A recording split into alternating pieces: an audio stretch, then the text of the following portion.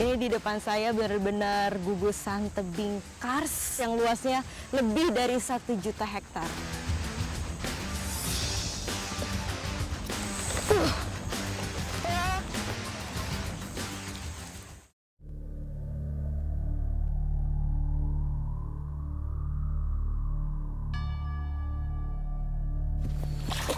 Salah itu.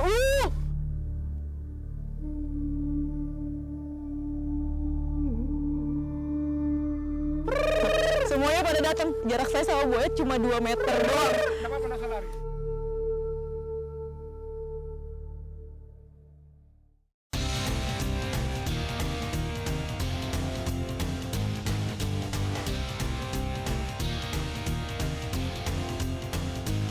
Sangkulirang, kawasan dengan gugusan kars terluas di Sangatta, Kalimantan Timur. Bukit hijau dan batu cadas menjulang indah di lokasi yang berjarak 13 jam dari Balikpapan ini.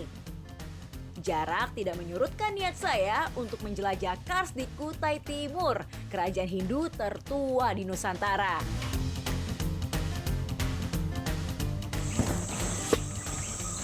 Lihat kan, indah banget ya pemandangan dia. Ini di depan saya benar-benar gugusan tebing kars yang keren banget. Jadi selamat datang di kawasan Kars Sangkulirang, kawasan kars yang luasnya lebih dari 1 juta hektar. Dilihat ya dari perlengkapannya, udah tahu nih kayaknya Rani mau ngapain hari ini. Hari ini Rani mau buka jalur manjat di salah satu tebing yang ada di sini. Jadi ada berbagai macam jalur yang bisa kita coba di sini. Ikuti jejak saya, jejak petualang. Sedikitnya spot climbing menjadi alasan saya dan para pemanjat setempat membuka jalur ekspedisi di tebing Mengkuris. Peralatan besi harus ekstra untuk antisipasi tekstur tebing yang tidak terduga. Idealnya tim buka jalur terdiri dari 3 orang, climber, belayer, dan tim support. Sekarang Bang Puyau lagi ada di ketinggian kurang lebih 20 meter. Dia lagi buka jalur. Kalau saya di bawah, ini perannya sebagai belayer. Jadi nanti kalau Bang Puyau mau nambah ketinggian, saya belay. Kalau butuh tali yang kencang, saya pull. Butuh 15 menit untuk membuat lubang hanger menggunakan hammer manual seperti ini. Piton ditanam jika tidak ada lagi celah untuk memasang hanger.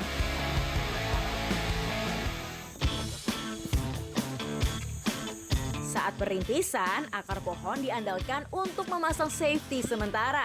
Hal ini sangat dianjurkan karena tidak merusak tebing.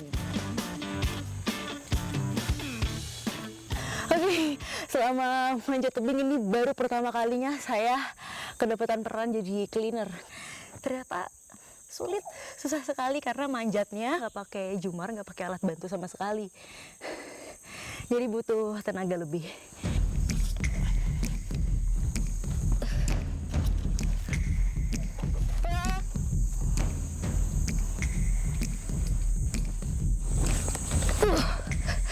Oke, jadi ini pekerjaannya cleaner. Ini dia tadi karabiner yang harus dilepaskan. Ini rangkaian ini namanya runner, pengaman sementara. Jadi kalau kita buka jalur, anchor-nya itu kan belum ditambatkan ke tebingnya.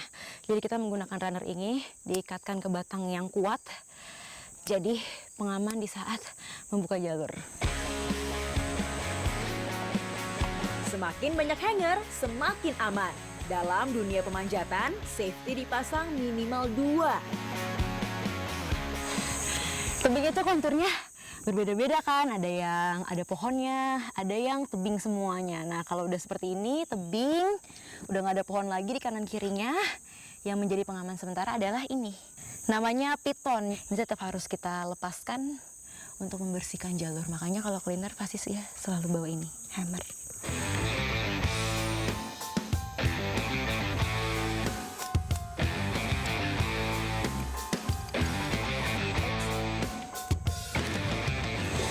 Oke, kita sudah sampai ke pit stop pertama di ketinggian 30 meter. Pemandangan hutan di sekitar desa Batu Lepok sudah kelihatan. Kita akan bikin lagi anchor sampai ketinggian 60 meter. Pasti dari atas lebih keren lagi. Ikuti jejak saya, jejak petualang.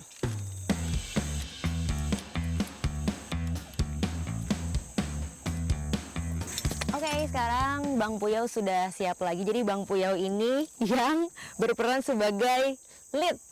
Dia yang nanti akan pasang anchor-anchor di atas. Saya sama Bang Rambo di sini mengontrol dari bawah. Kalau saya belayer.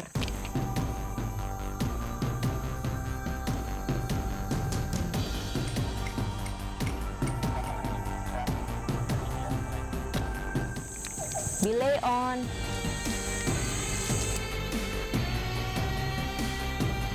Belay on menandakan belayer sudah siap. Pemanjat dilarang mulai sebelum belay on terucap. Selama pemanjatan, komunikasi harus tetap jalan agar aktivitas climber terpantau dan meminimalisir hambatan.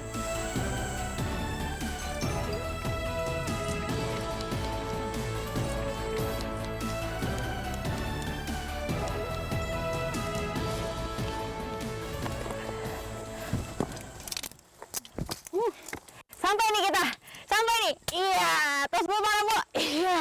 Aduh. Berhasil juga kita membuka jalur baru pendakian di Tebing Kars Sangkulirang. Luar biasa. Cuaca super bersahabat, jadi tebingnya benar-benar kering, tapi mataharinya saking bersahabat ya. Lihat muka saya. Tapi jalurnya berhasil terbuka, keren banget tuh saya lagi. Wede, jalurnya keren. Ini nggak terlalu vertikal, tapi ada cembungannya juga, ada pit stopnya juga, jadi bervariasi jalurnya. Semoga nanti kawasannya semakin terkenal di seluruh dunia. Buka-buka jalur lagi yang lain. Ikuti jejak saya. Jejak Petualang.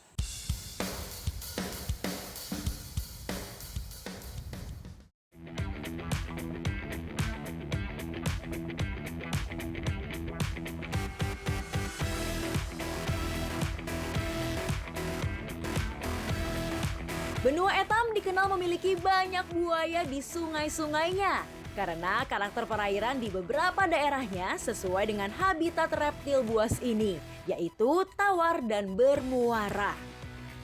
Selagi di Kalimantan Timur, saya pun tertarik melihat aktivitas buaya di penangkaran. Saya sama Bang Berto, hari ini kita mau bertamu ya Bang. Ini udah sampai di depan pintu rumahnya, kita juga udah bawa oleh-oleh untuk yang mau kita datengin rumahnya. Kedatangan saya tepat dengan waktu memberi makan buaya. Dalam seminggu, buaya-buaya ini diberi makan 2 kali dan dapat menghabiskan 2 ton daging. Salah itu.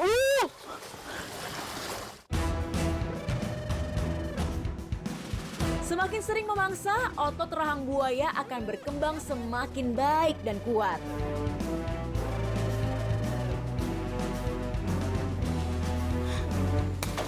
Wah, ternyata di situ ada lagi.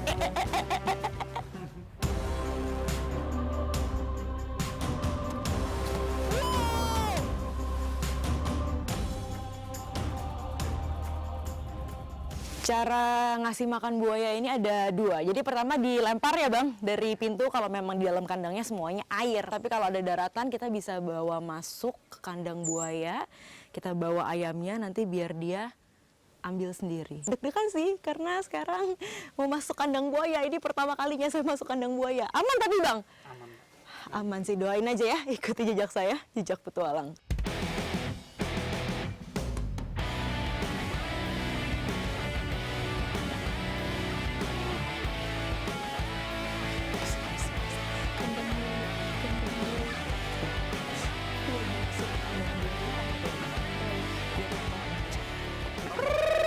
Oke, buayanya jadi ngumpul di pojok sana semua karena tadi lihat kita. Jadi mereka semua ke ujung, tapi ini udah mulai dipanggil dan itu kalian lihat sendiri. Mereka udah mulai menuju ke ayam karena memang baunya menyengat. Lihat-lihat buaya yang di ujung semuanya udah mulai mendekat. Udah mulai mendekat. Terus sekarang buaya, jarak saya sama buaya cuma 2 meter doang. Kenapa pernah lari? Cuma 2 meter. Cuma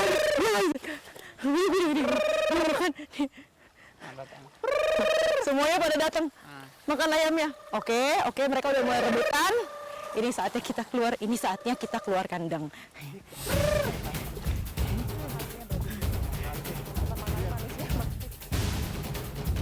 Reptil purba ini bergerak sangat cepat pada jarak pendek. Rahangnya sangat kuat, menjadikan hewan keluarga Crocolidae ini sebagai pemangsa dengan tekanan gigitan terkuat, yaitu lebih dari 300 kg.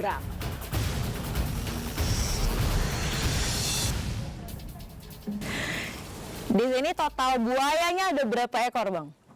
Kurang lebih 1.600. Waduh, 1.600 itu terdiri dari yang masih anak-anak Anak-anak. sampai yang sudah dewasa, sudah Dewasa. besar. Jadi dibagi-bagi tempat tinggalnya juga beda ya, nggak boleh dijadiin satu. Nah ini sekarang Rani sama Bang Berto ada di kandang remaja. Kurang lebih ada 10 kandang. Kita mau bersihin kandang buaya supaya tetap bersih, jadi tetap higienis kandangnya. Ikuti jejak saya, jejak petualang.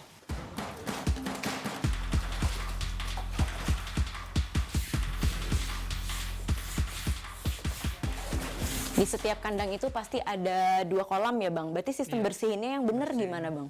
Ini yang satu dikeluarkan dulu airnya, nanti yang satunya biar diisi penuh, baru kalau udah dibersihin yang nggak ada airnya ini, baru dikeluarin yang sebelah, biar buayanya bisa pindah ke situ. Oh, Nah, karena satu kolam. ini meskipun ukuran mereka lebih kecil daripada mamak-mamak sama bapaknya, tapi mereka ini lebih agresif, resiko menyerangnya lebih tinggi ya Bang. Iya. Jadi harus dipastikan aman, membersihkan dengan teknik yang benar supaya kita yang bersihin kandangnya tetap safe.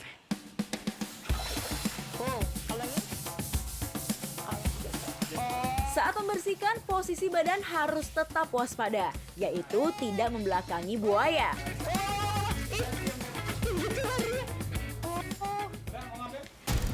Bang, Langsung ke macam.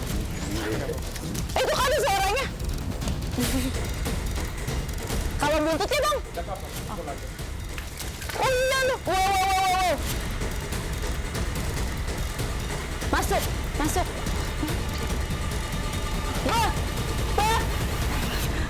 Good boy. Air kolam diganti seminggu sekali usai makan. Pada saat itulah buaya tidak terlalu agresif.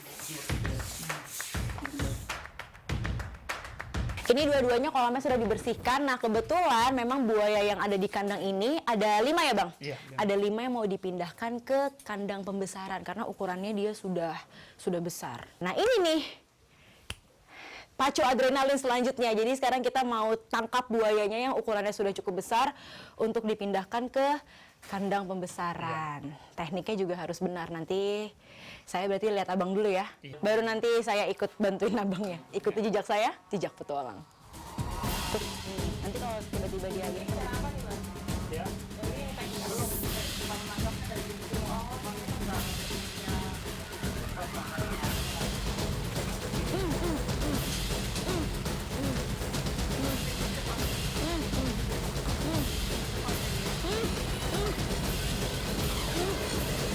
Siap.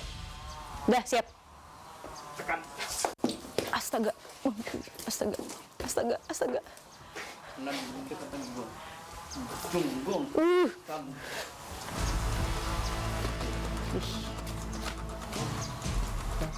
Oh dia diam kalau moncongnya takut itu.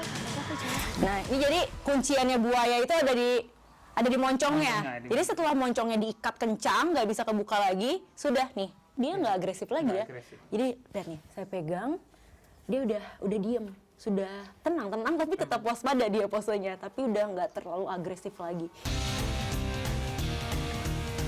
Mata buaya juga merupakan bagian paling sensitif. Sebisa mungkin tidak melakukan gerakan mengejutkan di sekitar mata. Yang mana aja bang, baiknya bang. Sekarang kita mau nangkap buaya yang kedua. Ini ingat ya, ini nggak boleh sembarangan ya Bang Berto. Nanti kalau ketemu buaya main tangkap aja. Tapi saya didampingin oleh memang pawang buaya, jadi sudah profesional. Oke, Bang. Oke. Ini tadi saya udah masukin ke moncong bagian atas, terus juga udah kenceng. Sekarang tinggal kita tarik ya Bang. Ya, tarik ke sini. Kita Yang tarik lebih ke aman, sini. Tempatnya yang lebih aman.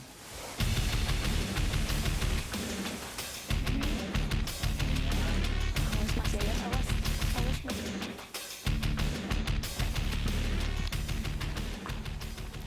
Sekarang kita bawa ke sana ya Bang ya? Iya. Ikuti jejak saya, jejak petualang. Bikin lagi.